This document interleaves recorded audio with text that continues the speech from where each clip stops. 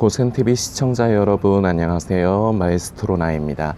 먼저 성도님들께 계속해서 반복적으로 요 근래 계속 안내 말씀을 드리고 있는데 오늘도 안내 말씀 좀 드리고 오늘 메시지 함께 나누겠습니다.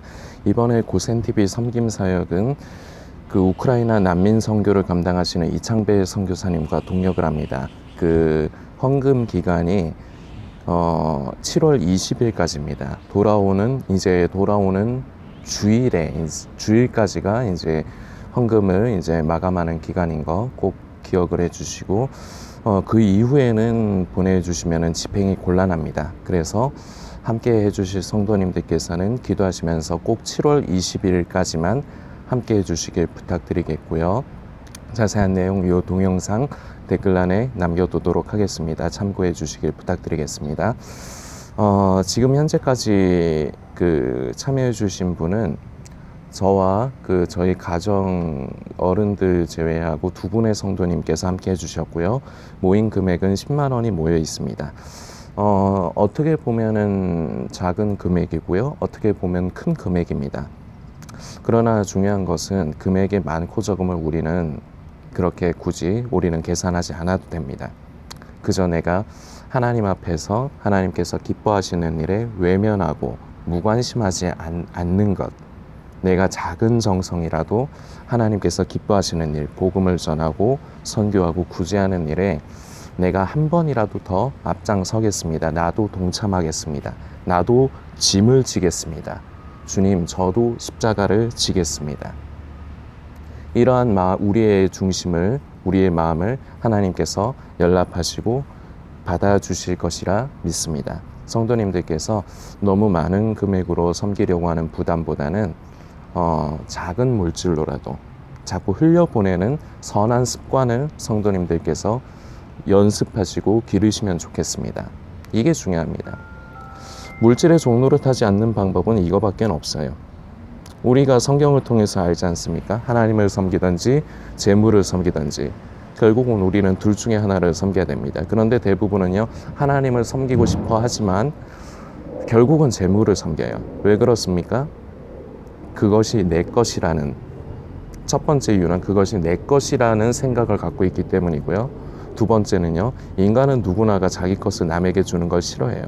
남의 걸 내가 얻는 건 좋아해도요, 내 걸 남에게 주는 건 싫어해요. 그리고 요새 다들 어렵습니다. 그러나 우리는 어려울 때 많은 것이 아니라 작은 것이라도 하나님께서 기뻐하시는 일에 흘려보내는 이 습관을 길러야 됩니다. 이것이 쌓이고 쌓이면요, 결국은 재물에, 물질에 종노릇하는 것이 아니라 나는 하나님을 섬기는 사람입니다. 이러한 사람으로 다져지고 세워져 가는 것입니다. 성도님들께서 그 난민들에게 예수님의 사랑을 계속해서 전할 수 있도록 우리가 이 일에 앞장섰으면 좋겠습니다. 함께 해주시길 부탁을 드리겠습니다. 성도님들 시편 51편을 보시면요, 좀 아이러니한 부분이 있습니다. 뭐냐면요, 이 성경 시편 51편은 다윗의 이제 고백이자 시인데, 이것은 다윗이 하나님 앞에서 죄를 짓지 않았으면요, 범죄하지 않았으면은 이 시편 51편은 기록이 되지 않았습니다. 그래서 어떤 시각으로 보면은 죄를 지음으로 말미암아 완성할 수 있었던 성경이 시편 51편이고요. 그리고 이 시편 51편은 우리들에게 참 중요한 메시지를 많이 담고 있습니다. 하나님께서 원하시는 진정한 제사는 우리의 상한 심령이다. 나의 상한 심령이다. 우리의 통회하고 자복하는 그 심령을 우리 하나님께서는 받아주신다는 겁니다. 외면하지 않고 받아주신다는 겁니다. 이것을 바로 다윗은 이제 자신에게 일어난 일들, 그 가운데 역사하시는 하나님의 이제 역사하심 가운데서 바로 이것을 깨닫습니다. 그리고 이 말씀이 결정적으로 시편 51편이 결정적으로 이제 지어질 수 있는 계기가 되는 아주 중대한 사건이 있습니다. 어디냐? 사무엘 하입니다. 사무엘하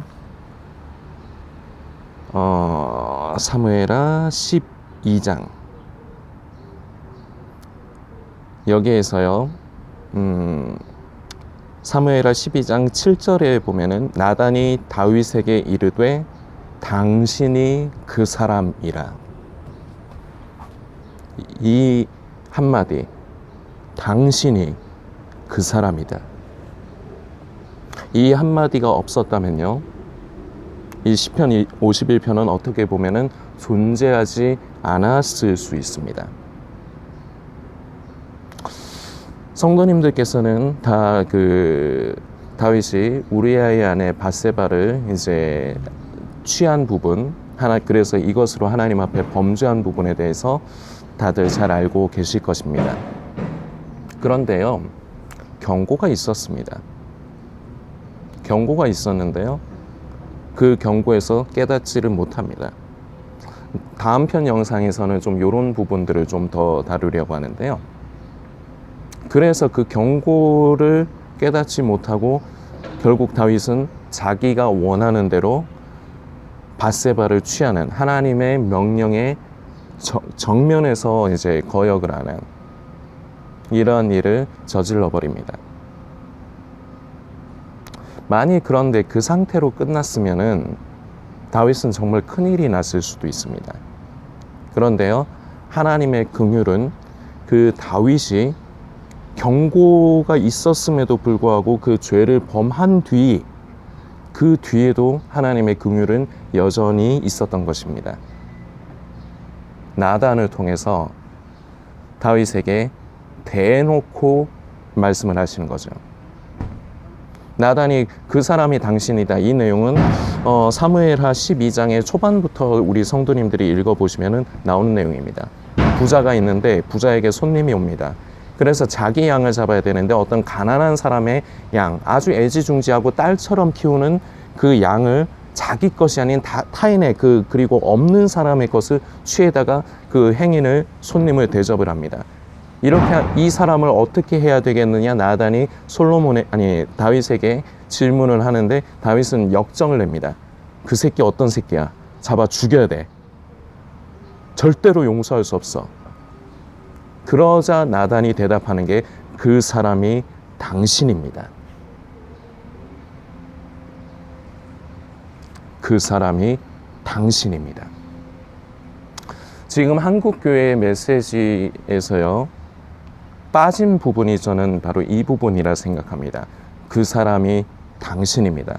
성도님이 그 사람입니다. 이 메시지가 없습니다. 보면요, 이제 어느 교회나 이거는 대동소이합니다만, 주의 종이 이제 말씀을 묵상하고 기도하면서 이제 하나님의 이제 말씀을 받아 이제 대언의 영으로서 이제 그 말씀을 전합니다. 그래서 강단에서 전하는 말씀인데, 책망의 메시지가 많지도 않지만요, 책망의 메시지가 있긴 있는 교회도 있습니다. 그 책망의 메시지가 있다는 것 자체도 참 요새 시대의 풍조를 봐서는 참 귀한 일입니다. 왜냐? 잘못된 길로 가고 있으면 잘못되고 있다는 걸 분명히 얘기해 줘야 됩니다. 그런데 이게 교회이기 때문에 어쩔 수 없는 부분이긴 하지만요, 목사님들은 대부분 성도들에게 강하게 책망을 하지를 못합니다. 왜냐하면 어린 성도들이 있기 때문에, 아직 이제 신앙생활하지 않은 얼마 되지 않은 어린 성도들이 있기 때문에 그 성도들을 기본으로 깔고 가야 돼요. 일단은 이게 이제 메시지를 전하는 그 설교자에게 있어서 이게 참 이제 중요한 부분입니다. 어린 성도들에게 눈높이를 맞춰서 이제 메시지를 준비를 해야 되거든요. 자, 그런데 이게 이제 어쩔 수 없이 꼭 필요한 부분인데, 이렇게 되니까 생겨나는 문제가 있습니다. 무엇이냐? 하나님께서 책망의 메시지를 주시는데 그게 내 얘기가 아닌 거로 여겨버린다는 겁니다. 성도님들께서도 느껴보신 적이 있으실 수 있습니다. 강단에서 참 모처럼 만에 주의 종을 통해서 책망의 메시지, 다음 편에 할 거지만 이게 은혜입니다. 책망의 메시지가 선포되는데 이게 왠지 나의 얘기는 아닌 것으로 받아들여 버린다는 겁니다. 그러니까요, 하나님께서 바로 나에게, 주의 종을 통해서 바로 나에게 주는 메시지인데도 이거는 나랑 해당 사항 없는 거야. 그렇지, 목사님 지금 옳은 말씀 하셔. 맞아, 이제 책망의 메시지가 필요해. 그래, 맞아, 저건 옳지 않아. 이렇게 하지만 이게 남일로 여겨버린다는 게 이게 문제인 겁니다. 그래서요, 회복이 되어져야 될 메시지 중에 하나는요, 물론 쉽지 않은 부분이 있습니다만 그럼에도 불구하고 지금 이 시대의 교회들의 영적인 상태를 보았을 때 회복되어져야 될 메시지는요, 그 사람이 당신입니다. 성도님이 그 사람입니다. 회개해야 됩니다. 돌이켜야 됩니다. 그 자리에서 떠나야 합니다. 이 직접적인 경고. 만일에 예상을 해봅니다만 이런 직접적인 경고는 사람들에게 있어서 굉장히 불쾌감을 주고요, 그리고 좀 불편합니다. 주의 종이 그런 메시지를 전하면요, 아마 그 교회를 떠날 사람들도 있을 겁니다. 왜냐? 목사님이 나를 공중 앞에서, 다른 성도들 앞에서 나를 깐다, 나를 창피하게 했다. 쪽팔려, 내가 그런데 어떻게 이 교회를 다녀. 아마 이렇게 될 가능성이 많아요. 그런데요, 그런 것을 방지하고자 직접적인 당신이 그런 사람입니다, 그 사람입니다, 이 메시지가 없으니까요, 교회는 지금과 같은 영적인 상태를 가지게 된 건지도 모릅니다. 못 알아듣는 거예요. 다윗도 마찬가지예요. 알아들었어야 해요. 경고가 있었어요. 그런데요, 이미 자기의 육신의 정욕, 그 부분에 사로잡히니까요, 그게 보이지를 않는 거예요. 그래서 결국은 자기 안에 그 욕망을 따라 밧세바를 취해버리죠. 우리도 그럴 때가 있습니다. 삶을 살면서요, 하나님께서 우리 양심 가운데 경고하세요. 너 그러면 안 된다. 너 그러면 안 된다. 그런데요, 우리가 잘 쓰는 말이 있죠. 육신이 약해서. 예, 좋습니다. 육신이 약해서 그걸 그럼에도 불구하고 그 짓을 해버렸습니다. 하나님 앞에서 죄를 짓습니다. 우리가 보통 그래요. 그런데 하나님께서 직접적인 경고가 나에게 해주신, 그 경고를 해주신다면요, 이건 정말 크나큰 은혜입니다. 이 직접적인 경고가 회복이 될 때요, 좀 우려되는 부분도 있습니다만, 어린 성도들을 생각했을 적에는 좀 우려되는 부분이 있습니다만, 그럼에도 불구하고요, 이 메시지가 회복될 때 한국교회는 지금보다는 더 건강해질 겁니다. 물론 역반응으로 교인 수는 줄어들 수 있습니다. 그러나 제대로 된 알곡과 같은 성도들은 더 많이 늘어날 겁니다. 그러나 더 중요한 것은 우리가 하나님의 말씀 앞에서의 태도입니다. 나에게 주시는 말씀을, 듣기 좋은 거는 나에게 하시는 말씀, 듣기 싫은 건 맞는 말이야, 옳은 말이야, 아멘. 근데 내 얘기는 아니야, 저 사람 얘기야. 아니요, 성도님입니다. 저와 성도님에게 주시는 말씀입니다. 그 사람이 저이고 이 영상을 보시는 성도님입니다. 이 하나님의 직접적인 경고가 성도님의 삶에 나타난다면 이것은 그 무엇과도 바꿀 수 없는 큰 은혜라고 할 수 있습니다. 물론 그렇게 되기 전에 첫 번째 경고에서 돌이키는 게 제일 좋죠. 그런데 보통 보면요, 이거에서 보통 그 첫 번째 경고에서 돌이키는 경우가 참 쉽지가 않아요. 우리 인간이라는 존재가 보면 그렇습니다. 이제 말씀을 마무리하려고 합니다. 하나님께서 성도님의 양심을 두드리실 때, 하나님께서 주의 종을 통해서 말씀을 전하실 때, 아, 나에게 하시는 말씀이구나, 나에게 주시는 책망이구나. 왜? 사랑하시니까 거기서 돌이키라고. 이 은혜가 저와 이 영상을 보시는 성도님에게 있기를 소망합니다.